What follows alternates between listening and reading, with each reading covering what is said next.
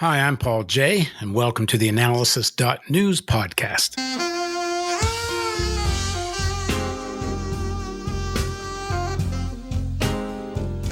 A convergence of events, including the murder of George Floyd, the pandemic, and a deep economic crisis, has produced a rebellion in the streets and a shift in public opinion that wasn't expected even just a few months ago. This mass movement is taking place in the run-up to a November presidential election, an election that many consider one of the most important in American history.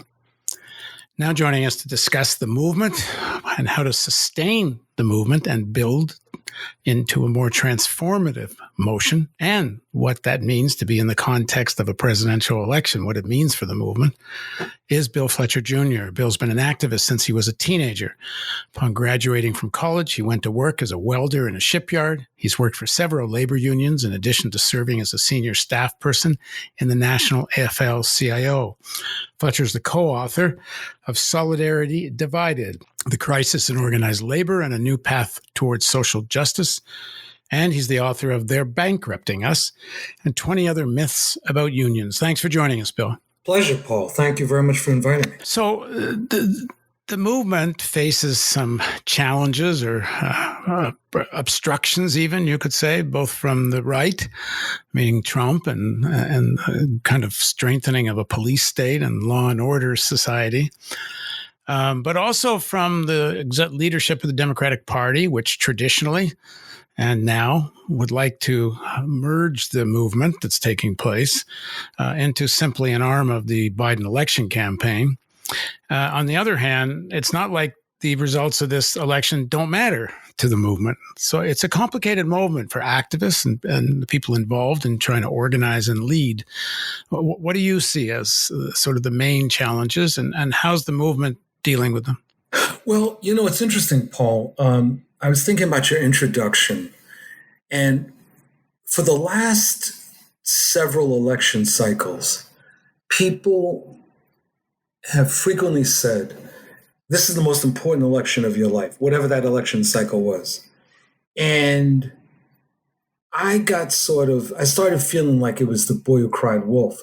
But what I realized is that what's been happening is that the polarization in U.S. electoral politics has been sharpening with each election cycle. And it's brought us to this point where this particular election, I do believe, is one of the most important in U.S. history. Because if Trump wins, I truly believe that he will be convinced that he has a mandate for authoritarianism and further irrationalism. And even if he doesn't win, I'm very worried about the kind of provocativeness that he's engaged around with the right wing, neo-fascist right. So this is a very deadly moment. Now, the Sanders campaign, the campaign of Senator Bernie Sanders, was obviously of great significance, and then came in for a landing for two reasons. One was he was outflanked by Biden, who had a Southern strategy, and Bernie didn't, in my opinion. And then the COVID crisis. And in the aftermath of Sanders suspending his campaign, a significant minority within his campaign announced that they weren't going to be participating in the election by voting for Biden if Biden was the nominee. And I think that one of the things that this reflected was a misunderstanding of what's at stake in the November election. And we can talk some more about that if you want, but I think in essence, many people view the election too much as if it's American Idol, as opposed to recognizing that this is not an election between two individuals. This is an election between the forces of democracy and the forces of right-wing populism. That's really what this is. And within the forces of democracy, it's a very broad, uneven front, but it's a front nevertheless. To give the argument of the people you're mentioning who supported Sanders, or some who didn't, but do not see Biden as a credible alternative, they would say sections of the Democratic Party that certainly are around Biden, and if things are to continue as Biden has in his past, I wouldn't rule out some change in that, but if he's consistent with who Biden has always been, he will be with and guided by and perhaps a vessel for sections of the Democratic Party who I don't think are all that democratic. They do believe, I guess you could say, at least in the kind of constitutional law that we had pre-Trump. And that isn't saying a lot, especially, as you know better than I do, if you're poor and black, there never were many constitutional rights during the 8 years of Obama. I lived in Baltimore. And even the Department of Justice, when they did the review of the police department, said people's constitutional rights are violated every day in Baltimore. That said, there still was a certain amount of rule of law, which I agree with you, the Trump type of forces would like to get rid of, and we can talk about why. But when you say the forces of democracy, are you a little concerned that within that broad definition of the forces of democracy, it's giving a little bit too much to the corporate Democrats and their allies in the financial sector and such, even though I would agree they're better than Trump. I'm not arguing that way, but don't we have to, don't we have to kind of talk about the need to defeat Trump without creating any illusions about who Biden is? Oh, absolutely. And I think that one of the lessons of the Obama years revolved around illusions. That too many people had, frankly, the wrong assessment of Obama, completely overestimated him in terms of believing that he and his administration were going to be progressives, not just liberals, but progressives. It was a wrong assessment. But what was even worse than that was the demobilization of massive segments of progressive social movements in the name of giving Obama a chance and being supportive. I think that we hopefully learned an invaluable lesson from that experience. Maybe we didn't. So yes, I think, I have no illusions about Joe Biden. There's so many areas where I disagree with Joe Biden, but I look at the moment as one of, can we get more space to organize? Can we influence Supreme Court appointments? Can we influence other court appointments, agency appointments, etc.? Right now, it's clear that we can't, not with Trump in office. But then you add on to that one of these very scary things of these armed right-wing demonstrators, just last month, who were demanding the reopening of the economy, and they were doing it militarily. This is something that's different, Paul. There's certainly a history to right-wing white vigilantism in the United States, but to get the open support of the president of the United States, that is different. And so I think that you're right. We should have no illusions about Biden, that we have to be prepared from day one meaning the day after he's elected, to be on his case like white on rice. But that still involves decisively defeating Trump. And that's different than people voting for the Green Party, for example. Voting for the Green Party is not a vote against Trump. It's not a vote to defeat Trump.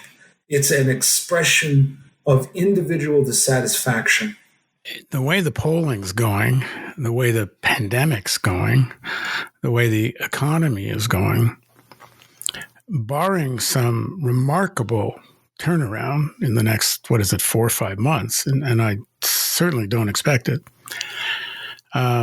Trump's going to lose this election. And I thought he was going to lose all the time. I never thought he could win this election. I thought his win was an anomaly because Hillary Clinton was maybe one of the worst candidates imaginable, and ran a terrible campaign, and not campaigning in the swing states and so on. But now it's starting to feel to me like Trump knows he's going to go down, which is why his bigger aim, and when I say he, it's not just him, it's the people around him, the Sheldon Adelsons, the Steve Bannons, the real hardcore fascist sections of the elites. And I think they're planning for this broadcast empire Trump was planning to launch in 2016, because everyone thought he would lose then. I think it's more important to these forces to consolidate that 35-40% of the population that can really be drawn in to a almost overtly racist and fascist movement. Build a broadcast empire and political machine based on that.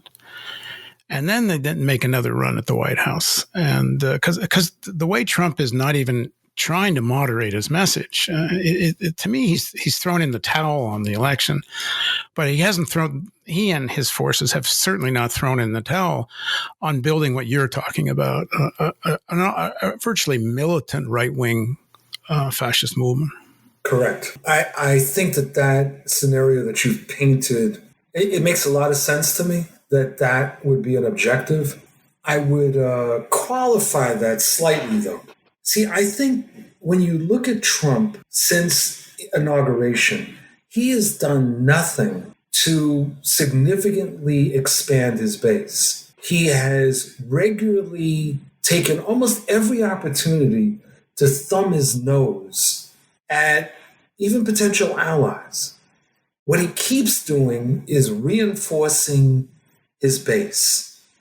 That 25 to 40%, whatever it is, that is thoroughly reactionary. People, I describe them as zombies, people that have lost their humanity. And I think his objective number one is making sure that they are so energized that regardless of all else, that they will turn out to vote in November. And then second, if they don't, there's a couple of possible scenarios. What you just described is one. Another scenario is that he decides not to step down and either tries to cancel the election or claim that the election was fraudulent and throws us into a constitutional crisis. So I think that there's a number of potential scenarios, and that means the progressive forces need to be ready in a different way than we have in a while.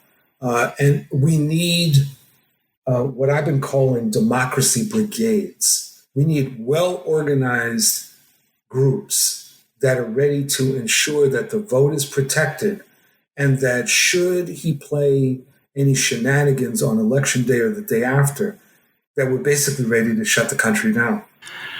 There's an interview I did with Larry Wilkerson on the Analysis website now, which is about just this point. Wilkerson is part of 3 working groups with some pretty heavy hitters from the former State Department people, intelligence people, politicians, from even a fair number, used to be at least in the Republican Party, about just this question of will Trump go if he loses? One of the significant things Wilkerson talked about is these generals that came out against that PR stunt at the church. He says was really a shot across the bow.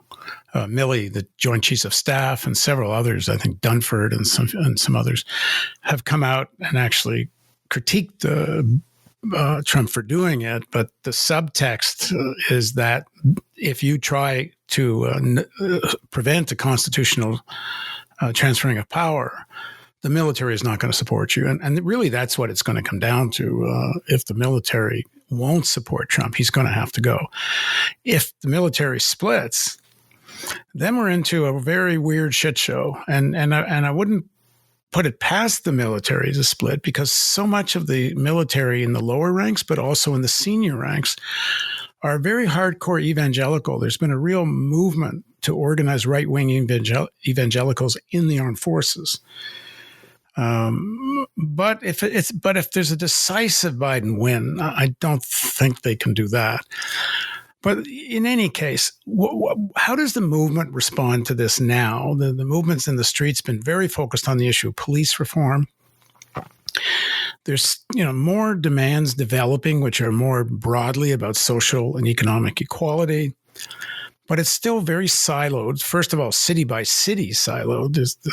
I don't know if there's any organization that's really national outside of the Democratic Party. Maybe the Poor People's Campaign is closer to national. Doesn't there need to be some really broad popular front that's national in scope outside the Democratic Party that gets big enough to have some influence on the course of events? Oh, absolutely. So one of the things that I've been advocating almost as soon as things jumped off after the murder of Floyd and the protests started is that we need what I've called a People's Anti-Repression Coalition at the national level. There are, as you said, there are certain national groupings, the Poor People's Campaign, the Movement for Black Lives, a few others. But we need something that is broader, something that touches on elements within organized labor, and something that seizes on the demands that have been emerging out of these movements. This is a spontaneous set of protests, which you have to keep reminding people. This is not like an organized insurrection where there's a political party or some organization leading it. This is a very broad grouping. And so even when the slogans get raised, whether it's abolish the police or defund the police, there's myriad different interpretations because this is a very broad, spontaneous movement. So I have been arguing that we need something that is posing demands such as keeping the troops out of our cities, demilitarizing and restructuring the police, rethinking policing, justice for those that have been lynched, and taking and being vehemently anti-austerity. And we need that kind of broad front at this moment, precisely to deal with this issue that you're raising of siloing, but also because what will invariably happen at some point, this movement will crest, if it hasn't already. And if there is nothing institutionalized to really seize on this energy, there is a tremendous danger that a void will emerge. And in that void, there will be various right-wing forces that will emerge. And I'm not just talking about white right-wing forces. For example, in the African-American movement, there is this reparations group called ADOS, American Descendants of Slavery, which have been arguing for a while what is in effect a right-wing nationalist argument that the only people that should be recipients of slave reparations, assuming slave reparations are one, would be people who are the direct descendants of people that had been enslaved. So basically, the clock starts in 1619 and ends in 1865. So there's a very narrow interpretation as to who really is the relevant population. It completely ignores what happened after 1865 and the continuation of racist and national oppression. So you have these right-wing elements, even within our own movement, that have various objectives. And if progressives don't consolidate institutionally as well as programmatically, the door will be open for all kinds of nefarious forces to enter in.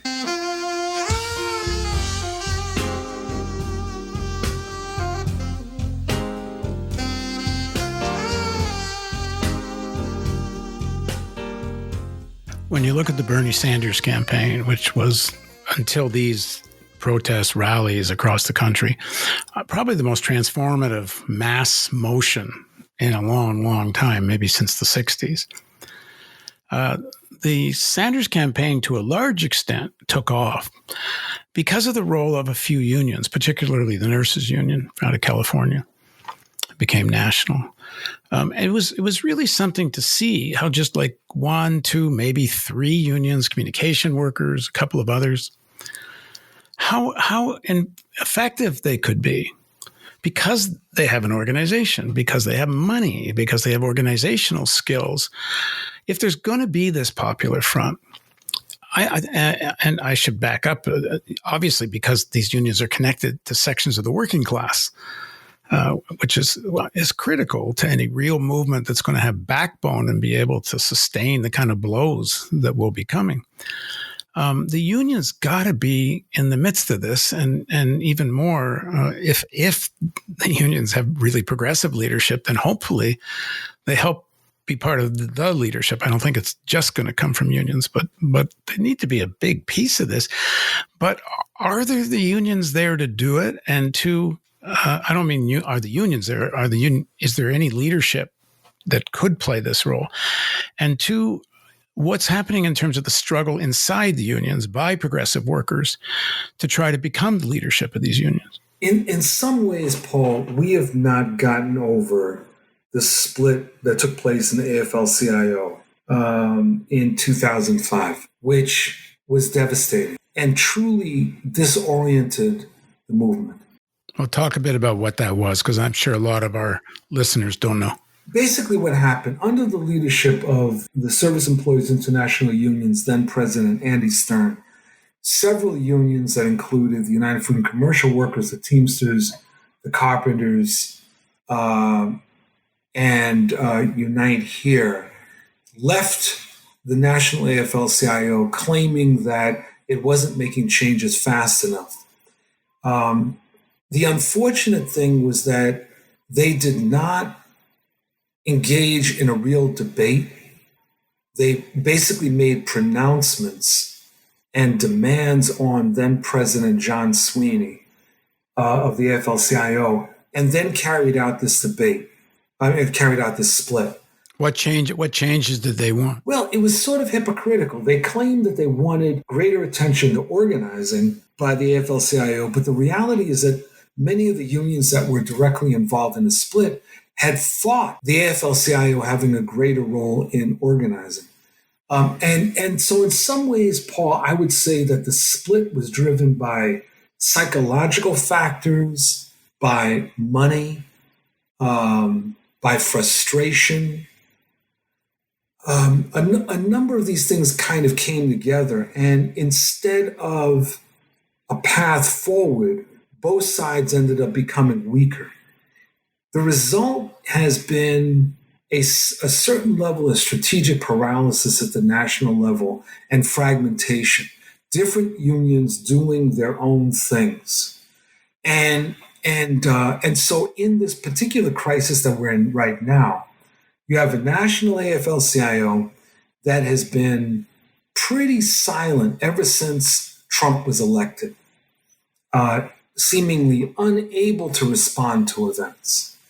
You have individual unions that, like, for example, the American Federation of State, County, and Municipal Employees, that have worked with other affiliates within the AFL-CIO, as well as working with SEIU, sometimes at cross purposes with the national AFL-CIO. So you don't have this sort of strategic consensus. Then we lost some good people. Larry Hanley, who was the president of the Amalgamated Transit Union, was one of the most visionary leaders, and he died suddenly. So what we have in the midst of this current crisis, some unions that have spoken out, American Federation of Teachers being one, but you don't have labor saying, for example, that we've got to build this kind of popular front, this People's Anti-Repression Coalition. Which SEIU has announced, $1.5 million to get people to knock on doors for Biden, which is what happens in these situations over and over again. Is these unions just throw everything into the election campaign. That's exactly right. I once interviewed John Sweeney, and before the Obama election, and I raised this question then to him: don't the unions have to have their own independent politics, and don't just believe in the Democrats? And at the time there was this, I think it was called the Employee Free Choice Act or something like that. That's right. And Obama had promised this, and when I raised this with Sweeney, and I said, you really believe you're going to get this thing passed? And Sweeney says to me, I'll eat my shoe on camera if Obama doesn't get this passed. Well, of course, Obama didn't pass it, nor did Sweeney eat his shoe. Well, I think one of the things that happened, and that's a really interesting thing. So for your listeners, the Employee Free Choice Act was a legislation to make it easier for workers to join or form unions. And I think one of the things that was not factored in, even by some of the progressive unions at the time, was that this needed to be a mass campaign as opposed to a lobbying effort. They were expecting that Obama was going to do something. Well, first of all, Obama's first objective when he was elected was healthcare. He was very clear about that. And so he threw down around healthcare and around restarting the economy. The union movement as a whole did almost nothing to make the Employee Free Choice Act a mass campaign, and instead was relying on lobbying. But here's the other factor, Paul. There were elected Democrats who had been in favor of the Employee Free Choice Act when they knew it would not pass. So they lost nothing by supporting it. When Obama was elected and when Congress shifted, all of a sudden, the possibility of it passing emerged. And it was at that point that some key legislators got weak legs because they never really wanted to see it pass. And that tells you something about the breadth of the Democratic Party, how the range of politics that exists there.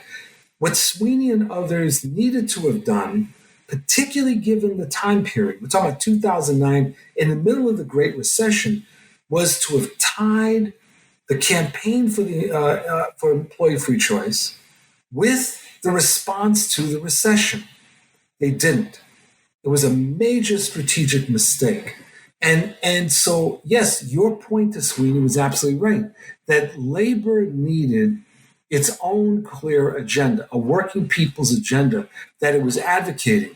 And most of the union movement retreats from that in favor of, at best, a legislative agenda for their particular unions. But I think you were right on time. There are some progressive unions. You could see with the split over the unions that supported Biden in the beginning of the primaries and a few that supported Sanders, locals all over the country that actually defied their national leadership that supported Biden and supported Sanders in spite of where the national leadership had gone in terms of the endorsement. Is there any organizational form, or does anyone propose an organizational form? I don't know exactly what it is, or it's some subset of the AFL-CIO or just something else altogether, where progressive locals and unions can create more of a force together and not be dominated by what essentially are right-wing union leaderships. There's something called Jobs with Justice, which was formed in the late 80s, largely by the Communication Workers of America and the Service Employees International Union. And it is a network of local unions and community-based organizations that fight for workers' rights. And it is very progressive, and it is one of the outfits, frankly, Paul, that I think needs to be championing a People's Anti-Repression Coalition.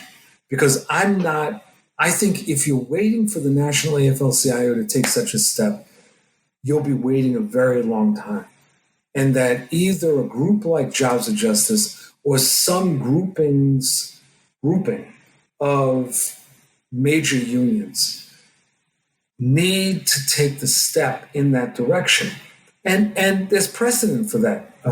I remember in the 1980s when several unions broke with the National AFL-CIO around foreign policy, specifically around Central America and South Africa, and took very strong stands against U.S. involvement in Central America and the support of the United States for the apartheid regime. These unions, they infuriated then AFL-CIO President Lane Kirkland, but they took a very proud, independent stand. We need something like this in this moment. Yeah, I think it's really crucial. The need for this movement in the streets to not lay down their arms, quote unquote, on arms, or their placards or banners when Biden gets arrested. I'm sorry. I'm thinking in my mind, I'm thinking people getting arrested and Biden getting elected. Well, who knows? Maybe one day all these people will get arrested. But anyway, I think it's going to be more about what this Biden administration is going to do than repression, at least early on. And if it looked like a Trump presidency, then I think the issue of repression would come to the fore, because an authoritarian type of police state, law and order state, I think was very much in the cards. If it's a Biden, then I don't think we're going to see that, at least not early in the administration.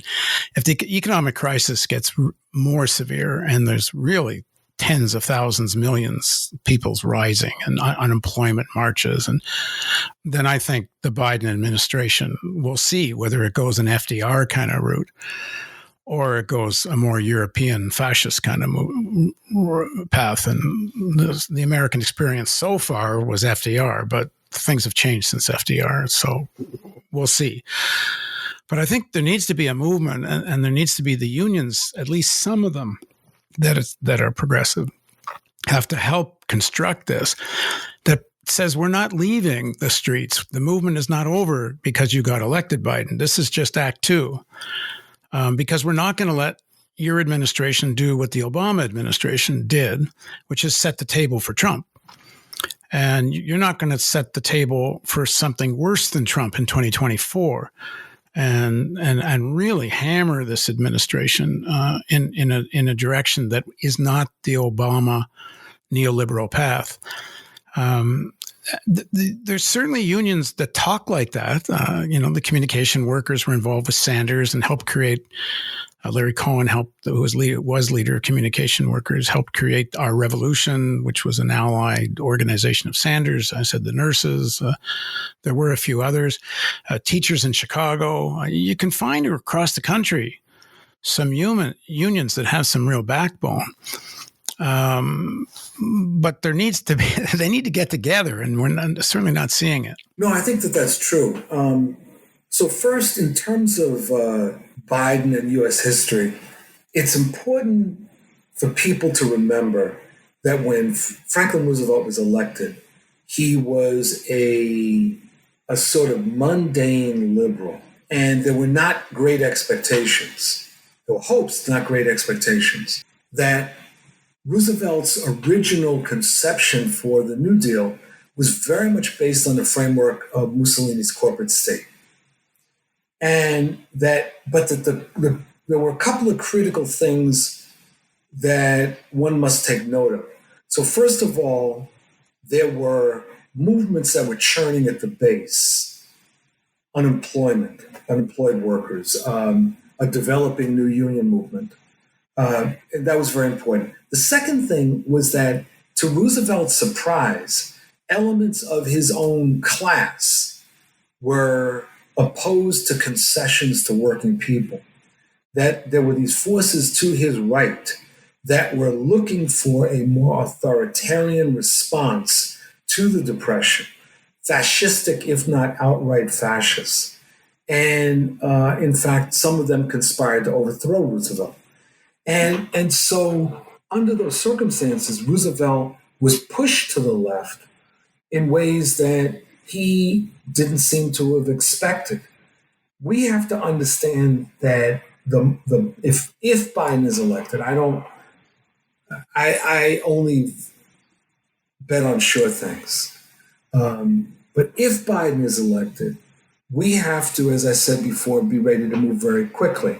And so one part of that is this issue within what you're asking for in terms of what unions do. And one of the reasons that I keep pushing jobs with justice, because I think that there needs to be a force on the left that's pushing. Because at the top, and I have a lot of experience with this, Paul, at the top of the union movement, even some of the most eloquent leaders and progressive can be seduced, as I saw during the Obama years and earlier during the Clinton years, by Democratic Party administrations that open up their doors and welcome these leaders. In some cases, they can come almost any day, any time of day or night. And this really tickles these leaders to no end, and they become seduced. Yeah, I saw that. I used to talk to some union leaders, presidents that would get invited for tea at the White House and consultative meetings after consultative meetings, mostly with senior staff, once in a while, maybe with Obama. But they would just come back with stars in their eyes as if they just met, the greatest movie star in history. Yes, absolutely. I saw this all the time. When I was on the national staff of the AFL-CIO during the Clinton years, I remember when Al Gore came to an executive council meeting, and I left, and I went to return phone calls. And so the chief of staff later asked me, well, why did you leave? And I said, because Al Gore had nothing to say that I was particularly interested in hearing. I said, the reality is that he was going to tell us that workers are getting screwed. Well, we know that. Now, when Al Gore goes to speak to the Chamber of Commerce and tell them that workers are being screwed, I want to hear that speech. It's not like the Chamber of Commerce doesn't know workers are getting screwed. That's their job, is to screw workers. No, that's right. But laying into them, right? But, why do I need to hear Al Gore tell us this? It's like a white person telling me that there's racism. Well, yeah, okay. But these leaders were enthralled. So we'll have to get past this, which I think at the end of the day is going to necessitate some major changes within the union movement, some major insurrections, because most of the leaders, frankly, are worthless. Well, I think this pandemic moment and this deepening unemployment crisis, and it's not going to end anytime soon. This is just nonsense that the pandemic's going to be over by the fall and so on. We haven't even hit the fall, and the second wave is here. Wait till the third wave and the fourth wave. A lot of workers, the tens of thousands, millions really, who never imagined they could be in poverty and unemployed are. And a lot of these are union members. And That's their right. unions aren't going to do a damn thing for them. And it's going to become a serious issue. And I think one of the litmus tests of the union movement and for workers to fight on in order to overthrow the old leaders that won't respond or rise to the occasion is the question of organizing the unemployed, and not just unemployed union members, but unemployed, period. And start thinking like an organization that represents the class, not just the sort of privileged workers. Couldn't agree more. All right, thanks for joining us. My pleasure. Thank you very much. And thank you for joining us on the theAnalysis.news podcast.